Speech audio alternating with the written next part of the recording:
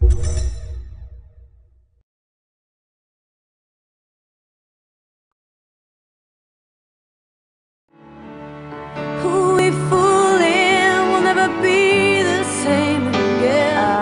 grew up in a little bitty town on the outskirts of Guadalajara, Mexico. And basically, I grew up in a very very musically oriented family. My mother played piano. She played classical piano for many years. My father used to play drums, but he did it more as a hobby. And my brother and I were always sort of doing the whole garage band, trying to figure, where we really fit in. And basically, I crawled up on the piano when I was 3 years old, and I loved it.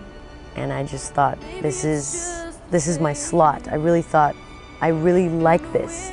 And it basically just really defined me as a person, I think, when I was 3. I mean, I know that, most people don't really do that, but... Well, actually, I was always homeschooled. My family always really we always wanted to be a very unified family and just fly around the world and travel, and, we had a lot of history.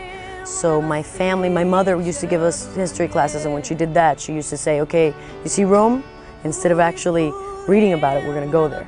So she'd take us to Rome, and she really, I think both my parents, I think that's why my brother and I have always been best friends with our family, because for us, that's pretty much all there is. It's music, family, and everything else is just pretty much part of the whole package. But that's basically what it was. I mean, the whole experience is in Mexico. For us, it was great because we could play at our house, and we really, it's like we'd invite people over to our house and we'd play, and that was just beautiful because you could just sit around your own house and your friends were there, and they really understood it, because nowadays it's not very common. You have to play at a bar and people are laughing and laughing and laughing and laughing and, or talking or clapping, and you never really get to sort of have that moment, Not really, because I think I got something that no one else did. Actually, it's very strange, because when I first got up on the piano, I remember thinking that I could play. I didn't know how, and I never took any classes. I could never read any music. I could just play. And I could really sort of, I could hear something, and 2 minutes later I could play it. And I love that.